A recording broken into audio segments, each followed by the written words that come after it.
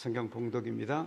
오늘은 신약성서 가운데 디모데전서 4장 7절부터 그리고 디모데후서 3장 1절부터 각각 몇 절씩 읽도록 그렇게 하겠습니다. 디모데후서는 3장 1절부터 9절까지 봉독하도록 하겠습니다. 이제 하나님의 말씀에 경청하시길 바랍니다.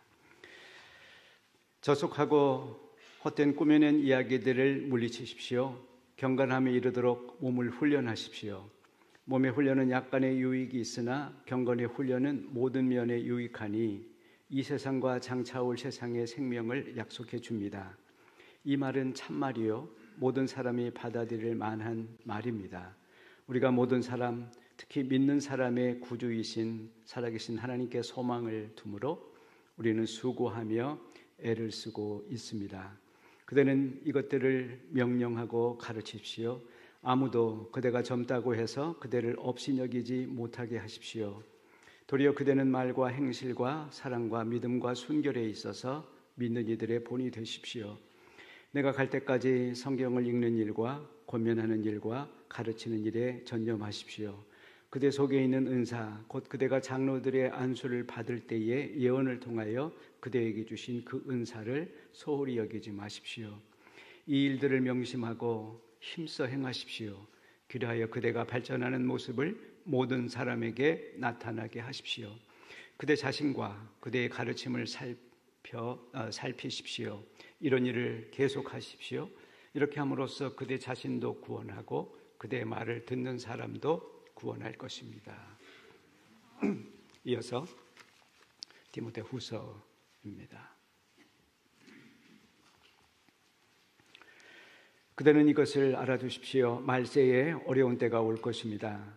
사람들은 자기를 사랑하며 돈을 사랑하며 뽐내며 교만하며 하나님을 모독하며 부모에게 순종하지 아니하며 감사할 줄 모르며 불경스러우며 무정하며 원한을 풀지 아니하며 비방하며 절제가 없으며 난폭하며 선을 좋아하지 아니하며 배신하며 무모하며 자만하며 하나님보다 쾌락을 더 사랑하며 겉으로는 경건하게 보이나 경건함의 능력은 부인할 것입니다. 그대는 이런 사람들을 멀리하십시오. 그들 가운데는 남의 집에 가만히 들어가서 어리석은 여자들을 유인하는 사람들이 있을 것입니다. 그런 여자들은 여러 가지 정욕에 이끌려 죄에 짓눌려 있고 늘 배우기는 하지만 진리를 깨닫는 데에는 전혀 이를 수 없습니다. 또 이런 사람들은 얀네와 암브레가 모세를 배반한 것과 같이 진리를 배반합니다. 그들의 마음이 부패한 사람이요 믿음에 실패한 사람들입니다. 그러나 그들은 더 이상 나아가지 못할 것입니다. 그들의 어리석음도 그 두 사람의 경우와 같이 모든 사람 앞에 환히 드러날 것이기 때문입니다. 아멘. 예수님께서는 하나님 나라에 대한 복음을 전하실 때에 여러 가지 비유를 들어 설명을 하셨습니다. 예수님처럼 사도 바울도 하나님 나라의 복음, 또 특별히 우리들의 신앙생활을 설명하고 가르치면서 여러 가지 비유와 은유를 들어서 설명을 했습니다. 자주 든 비유가 있는데요, 두 가지였습니다. 하나는 운동선수, 운동하는 것, 다른 하나는 전장터에서 전쟁하는 군인 이야기를 했습니다. 아마도 그 당시 마라톤을 비롯해서 고대 올림픽을 가까이서 볼 수 있었을 테고 또 도시국가들의 계속되는 전쟁을 보면서 누구나 쉽게 그 상황을, 그 참상을, 그 어려움을 알기 때문이었을 것 같습니다. 오늘 저희가 디모데전서, 디모데후서 제가 왔다 갔다 하면서 본문을 읽을 텐데 이따가 함께 잘 따라와 주시길 바라는데요. 디모데후서 2장에는 이렇게 말씀을 하고 있습니다. 모든 부름받은 신자들은 그리스도의 훌륭한 군사답게 고난을 견뎌야 합니다. 군 복무를 받은 사람들은 자기를 위해 살아가는 게 아니라 부름받은, 자기를 불러준 그 나라를 위해서 살듯이 그리스도인들도 자기를 불러준 그리스도의 군사답게 그렇게 고난을 견디고 살아야 됩니다. 에베소서 6장에 역시 오늘 이 디모데가 목회했던 교회가 에베소고 또 에베소서는 에베소에 있는 교우들, 그 장로들에게 보내는 편지글인데요. 그 에베소서 6장에도 같은 얘기를 합니다.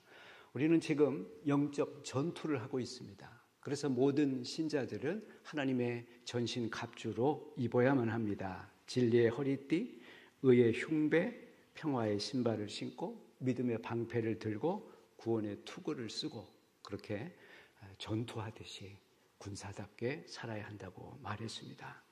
또 디모데후서 2장 바로 이어서 신자의 신앙생활이라고 하는 것은 경기장에 나와서 달리기를 경주하는 혹은 권투를 하는 사람과 같습니다. 그들은 규칙대로 해야지 되고 열심히 해야지만 월계수 면류관을 얻을 수 있을 것입니다.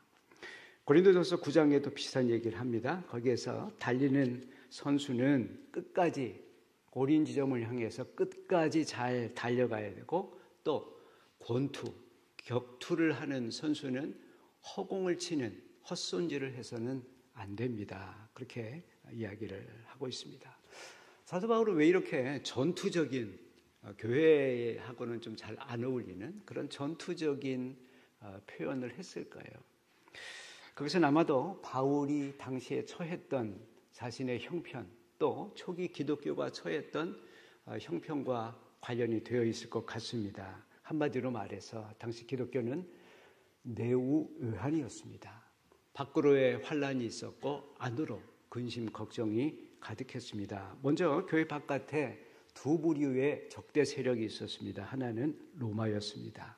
황제 숭배를 거부하는 기독교인들을 탄압을 했습니다.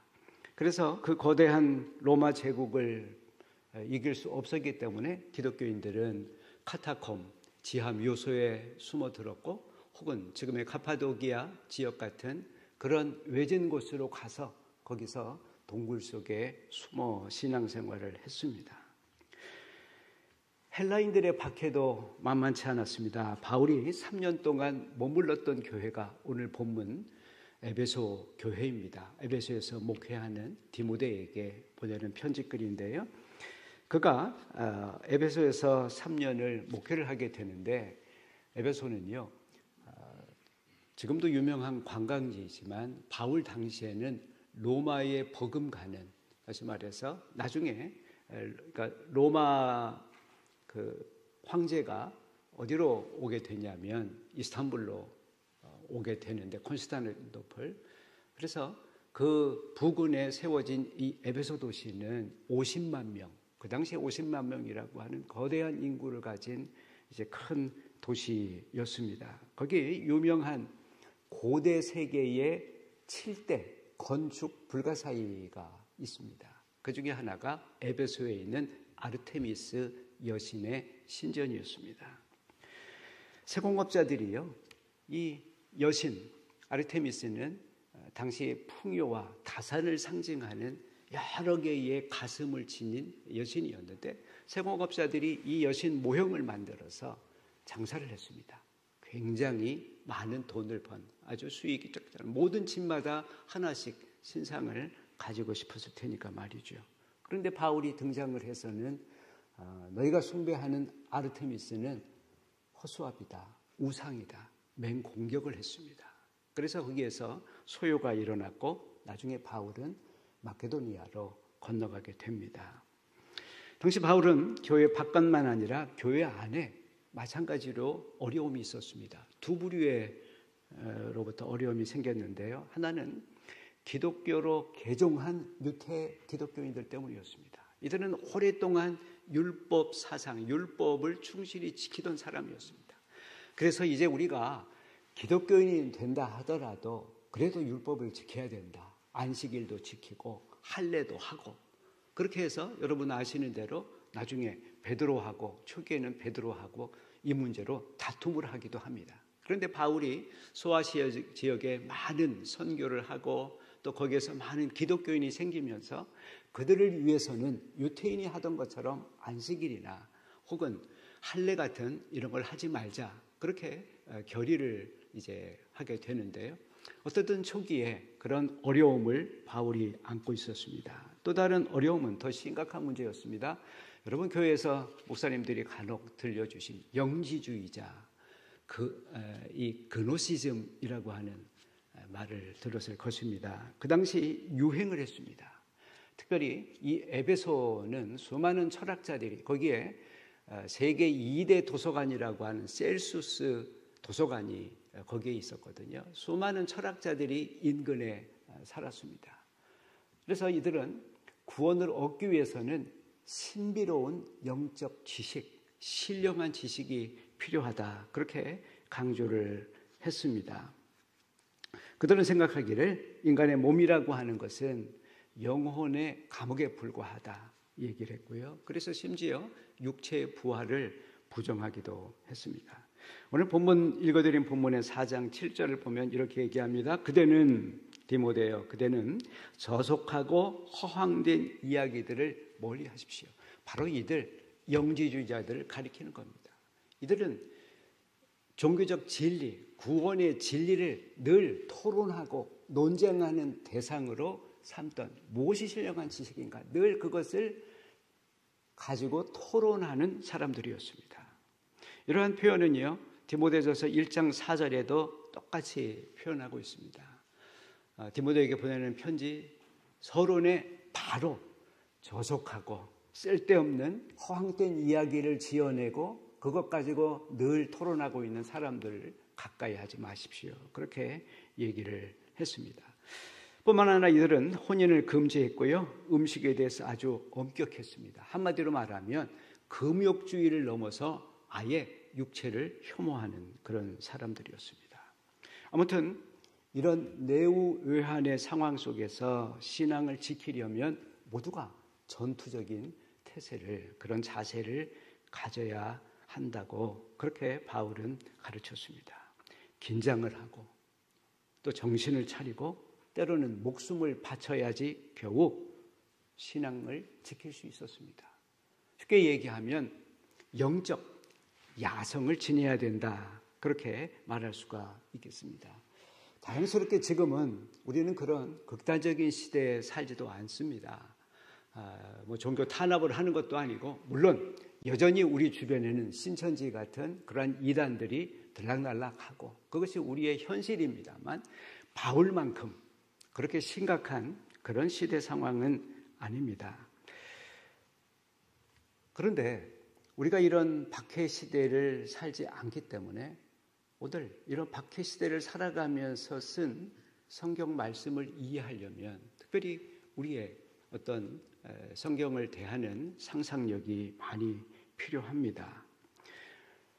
게다가 비록 우리는 이런 극단적인 상황은 아니라 하더라도 사실 늘 어떤 영적 유혹과 영적 시험들 앞에 살아갑니다. 그런 의미에서 그리스도인은 늘 영적 전쟁을 한다. 그렇게 생각해도 크게 틀리지 않을 것입니다. 어떤 분이 그렇게 표현을 했습니다. C.S. 루이스라고 생각되는데 사탄이 전략을 바꾸었습니다. 과거에는 노골적으로 탄압하는 전략이었다면 이제는 교묘하게 유혹하고 길들이는 이런 전략을 택했습니다. 그런 글을 썼습니다. 우리 역사에도 그러지 않았습니까? 일제강점기의 초기에는 얼마나 무섭게 탄압을 했습니까? 그러다가 3.1운동 같은 어마어마한 사건을 만나면서 누르기만 해서는 안 되겠다. 죽이기만 해서는 안 되겠다. 그래서 취한 방법이 문화정치였습니다.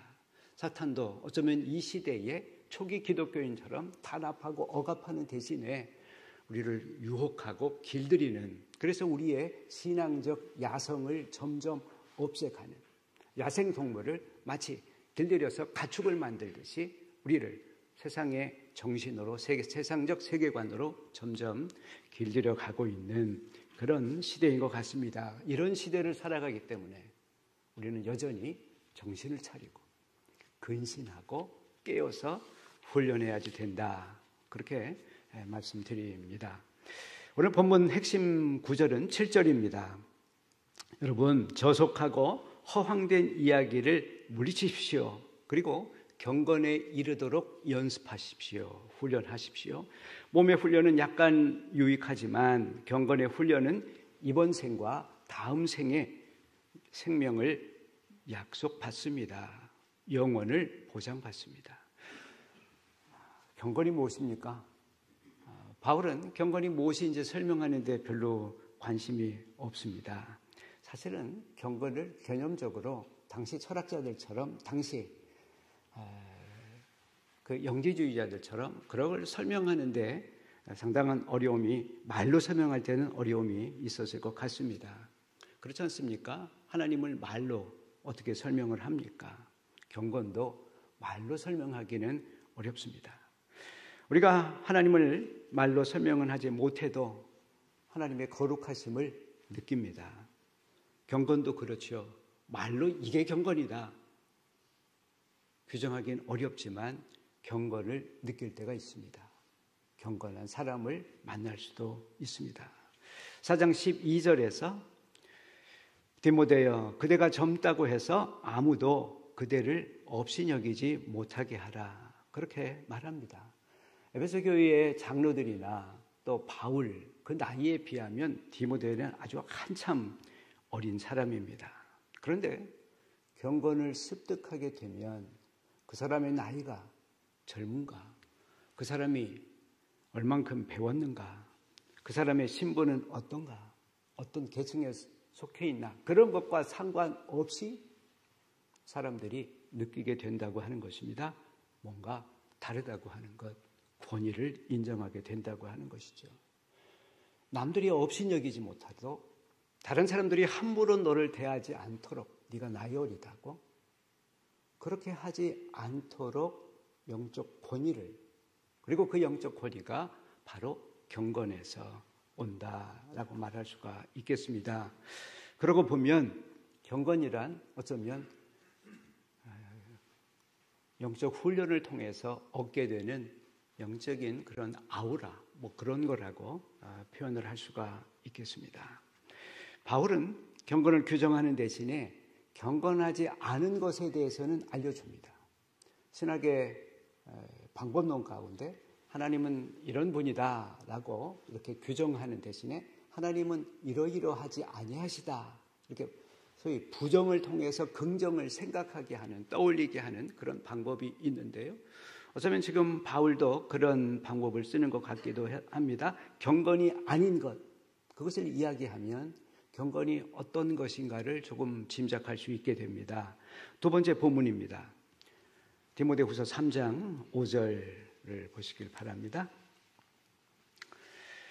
겉으로는 경건하게 보이지만 능력은 없는, 겉모습은 경건을 가지고 있지만 경건의 능력은 없는 사람들을 지적하고 있습니다. 그러면서 겉으로만 경건한 사람들을 이렇게 묘사를 하는데요. 2절부터 보십시오. 자기를 사랑하며 돈을 사랑하며 뽐내며 교만하며 하나님을 모독하며 부모에게 순종하지 아니하며 감사할 줄 모르며 불경스러우며 무정하며 원한을 풀지 아니하며 비방하며 절제가 없으며 난폭하며 선을 좋아하지 아니하며 배신하며 무모하며 자만하며 하나님보다 쾌락을 더 사랑하는 사람들입니다.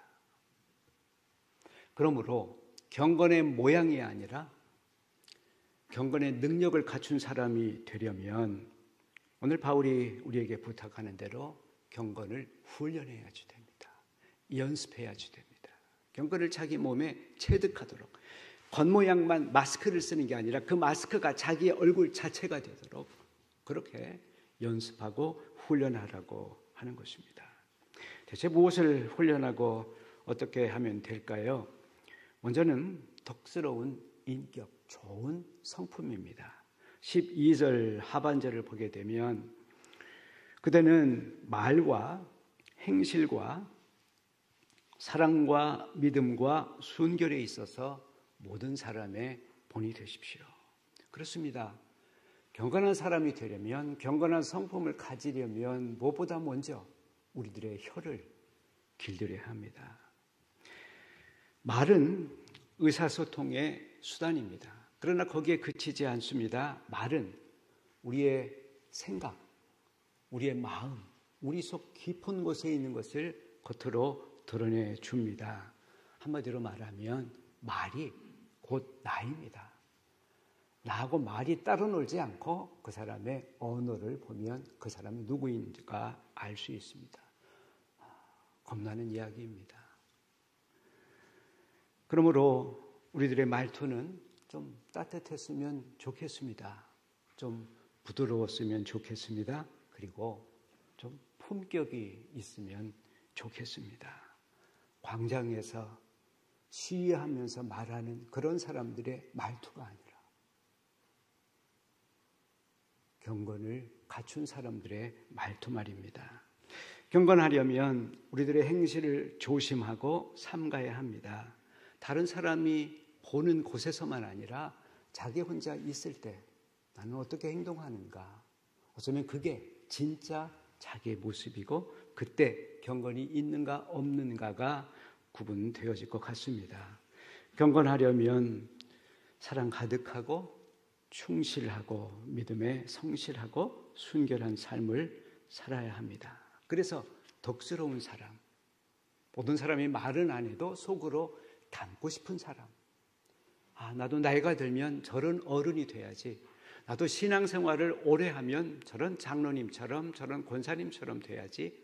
그렇게 본받고 싶은 사람이 되는 것, 덕스러운 신앙과 인품, 그것이 곧 경건입니다.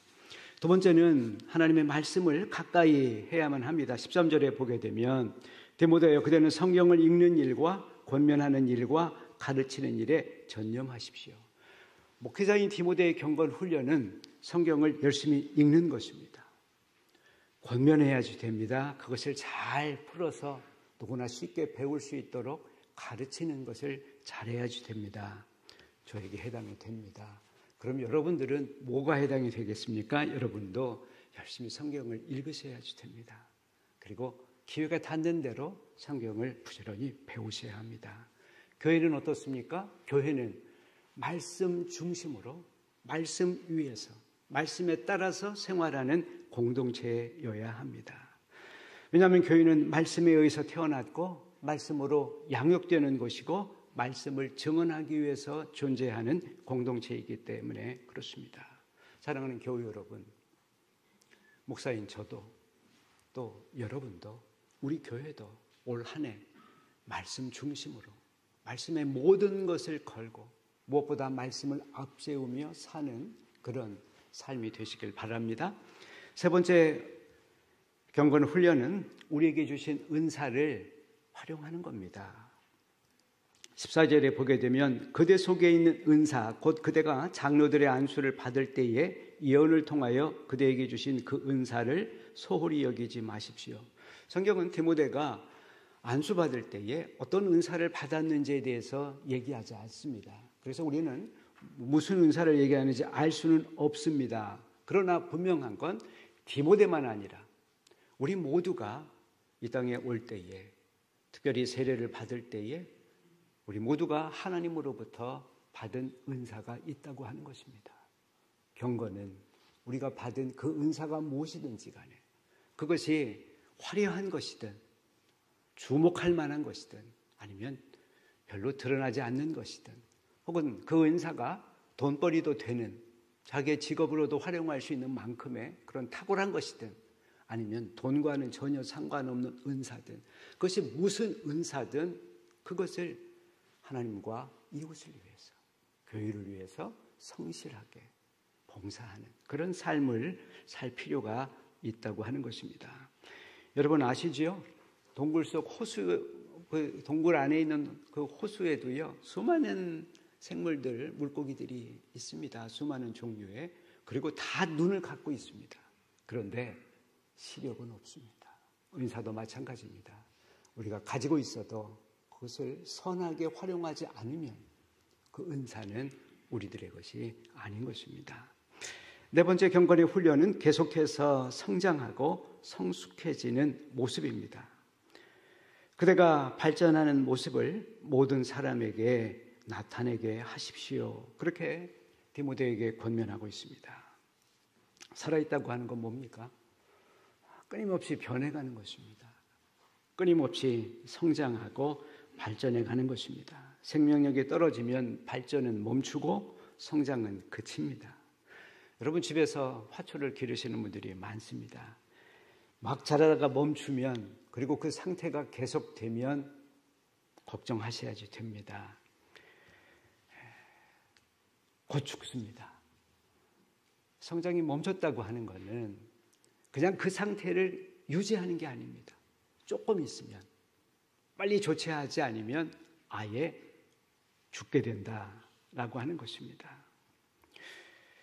에베소 4장에서 바울은 우리들을 향해서 이렇게 말합니다. 여러분, 젖먹이처럼, 여러분이 처음 그리스도를 믿을 때는 젖먹이처럼 말씀을 잘 깨닫지 못하고 그런 미성숙한 사람이었지만, 그러나 끊임없이 성장해서 이제는 어른처럼, 어느 정도 어리냐면 예수 그리스도에 이르기까지 그 정도로 성장하는 신앙의 어른으로 계속 자라가십시오. 그렇습니다. 어쩌면 지금 우리는 턱없이 모자란 사람들입니다. 그러나 지금에 멈추지 마시고 끊임없이 나아가야만 합니다. 은퇴를 저도 이제 정말 바로 앞에 두고 있습니다. 저 일상 가운데 변한 게 하나 있습니다. 운동 시간이 늘어났다고 하는 겁니다. 젊을 때는요, 책 볼 시간이 모자라서 운동을 포기했습니다. 지금은 운동을 맨 앞에 두고 책은 그 다음에 둡니다. 왜 그럴까요? 몸짱이 되기 위해서가 아니라 생존하기 위해서입니다. 가만히 있으면 자꾸 빠져나갑니다. 점점 말라가는 것을 보게 됩니다. 나이가 들면 아무리 많이 훈련해도 더 나아지지 않습니다. 이걸 잘 유지하는 것으로 족할 때가 많습니다. 고린도후서 4장을 보면 이렇게 말씀합니다. 여러분, 우리는 낙심하지 않습니다. 비록 우리의 몸은 세월이 지나가면서 계속해서 낡아가지만, 후패해지지만, 그런데 우리의 속사람은 날로 새로워질 수 있습니다. 얼마나 감사한지 모르겠습니다. 저는 아무리 노력해도 더 좋아지기는 어렵습니다. 그러나 영적으로는 더 나아질 수 있다고 믿으니, 주님이 그렇게 약속하셨으니 얼마나 기쁜 일입니까? 비록 겉모습은 보톡스가 필요할 만큼 그렇게 빠져가지만, 그러나 영적으로는 정말 품위가 있고 아름다운 그런 사람으로 변해가기를 간절히 소망합니다. 매일매일 말이죠. 다섯 번째는 자신을 돌아보고 성찰하라고 그랬습니다. 16절을 보면 그대 자신과 그대 가르침을 살피십시오. 그렇게 해야지만 가르치는 그대 자신도 또 가르침을 받는 사람도 구원을 받게 될 것입니다. 여러분, 우리 모두가 가르치는 사람들입니다. 물론 학교에 있는 분들은 직업적으로 가르치고 또 직장에서 자기보다 직급이 낮은 사람을 가르치고, 나는 가르칠 사람, 나는 늘 배우기만 하는 사람, 그런 사람은 없습니다. 여러분 집에서 누군가를 가르치죠. 여러분의 남편도 가르치고, 여러분의 부인도 가르치고, 여러분의 애들도 가르칩니다. 여러분 집에서는요, 5살 난 애도 3살 동생을 가르칩니다. 그런데 남을 가르치는 사람은 누구든지 자신을 돌아봐야 됩니다. 왜냐하면 자기가 지적질하는 그대로 행동할 때가 참 많기 때문에 그렇습니다. 그런 의미에서 남 앞에 자주 서는 사람, 가르치는 사람들은 특별히 자신을 잘 돌아보라고, 그래야 경건해질 수 있다고 말씀합니다. 마지막입니다. 본문에 나오는 두 단어가 있습니다. 13절과 16절인데요. 그 단어는 전념하라, 계속하라입니다. 13절에 전념하라, 15절에도 힘써 행하라, 또 16절에는 이런 일들을 계속하라, 그렇게 이야기하고 있습니다. 온 힘을 다해서, 그런 말이 있습니다. 미쳐야 미친다. 앞에 미쳐야 하는 열심을 다해서 열정적으로 해야지 뒤에 미친다. 뭡니까? 도달한다.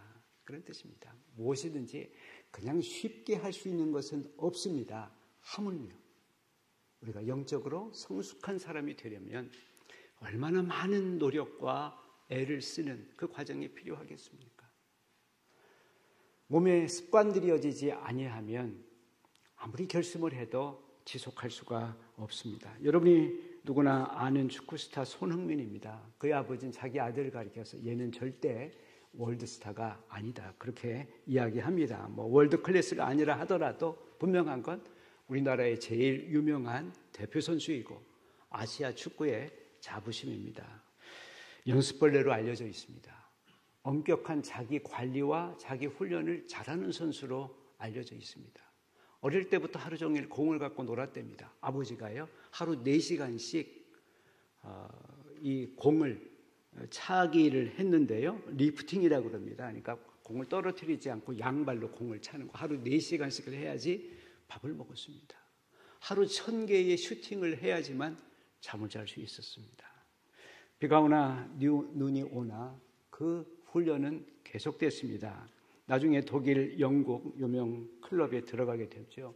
지금도 모르겠어요. 요즘은 뉴스에 안 나와서 모르는데 지금도 훈련하는 날이면 제일 먼저 나오고 또 훈련이 끝나면 제일 늦게 가는 그런 선수 생활을 했다, 그렇게 이야기를 하고 있습니다. 예배 훈련도 마찬가지입니다. 우리의 신앙, 특별히 예배, 일주일에 한 번이지만 전심전력해야 됩니다. 설교 20분 혹은 30분 그것만 아니라 우리 1시간을 마음을 정말 집중하는 거, 이거 간단치 않습니다. 그 다음에 매주일, 주일이 되면 무슨 일이 있어도 먼저 교회 올 생각을 하고 다짐을 하고 또 교회 오리라 마음을 먹으면 자꾸 늦추지 말고 그냥 벌떡 일어나서 빨리빨리 오는 훈련, 식탁에 앉으면 그냥 무조건 고개 숙이고 기도가 길건 짧건 감사하는 훈련, 이런 것들을 반복적으로 훈련해야 됩니다. 그러면 어느 날 그것이 나의 인격이 되고 나의 신앙이 됩니다. 그러다 보면 나도 모르게 변해 있게 되고, 그러다 보면 내가 어린 디모데여도 남들이 업신여기지 못하는 그런 신앙을 갖게 됩니다. 지난 수요일날 제2의 수요일을 지났습니다. 5일째 되는 날입니다. 여러분, 제가 지난주에 광고하면서 사순절만이라도 우리 매일 성경을 필사하자, 그렇게 여러분께 얘기를 드렸습니다. 까먹고 못하신 분 계신 줄 압니다. 사면해 드리겠습니다. 다시 하실 수가 있습니다. 여러 가지 신앙 훈련이 있지만 정말 중요한 것은 말씀을 붙잡는 것, 성경을 붙잡는 겁니다. 이 디모데 3장 후반부에 15절에 16절에 이렇게 되어 있습니다. 여러분, 모든 성경은 하나님의 감동으로 된 것입니다. 그렇기 때문에 성경은 여러분의 신앙생활에 특별히 교훈과 책망과 바르게 함과 의로 교육하기에 유익합니다. 성경은 하나님의 사람들을 유능하게 하고 우리가 할 수 없는 선을 행할 수 있는 능력을 우리에게 가져다 줍니다.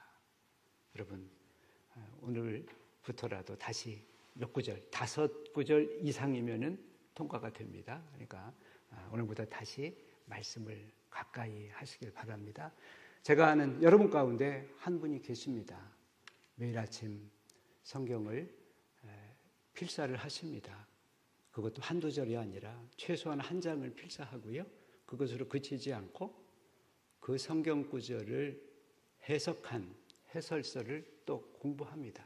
보통 2시간 이상을 그렇게 하는 분입니다. 우리가 다 그렇게 하기는 어렵습니다. 그래도 할 수 있는 거 있죠. 5절 쓰는 거, 그거 아니라면 그냥 하루에 성경 한번 들었다 놨다 이렇게 한번 이렇게 하시기라도 하십시오. 그러면 하나님께서 그 일들을 통해서 역사하시리라고 저는 믿습니다. 기도하십시다. 은혜로우신 하나님, 저희들이 영적으로 혼란한 시대를 살아갑니다. 그러나 오늘 우리들에게 교훈하신 대로 우리들이 정신을 바짝 차리고 허리에 띠를 띠고 다시 한번 열심으로 주님을 본받기 위해 힘쓰게 해 주시옵소서. 낙심하거나 지치지 아니하도록 주님 도와주시옵소서. 우리 주님 예수 그리스도의 이름으로 기도하였습니다. 아멘.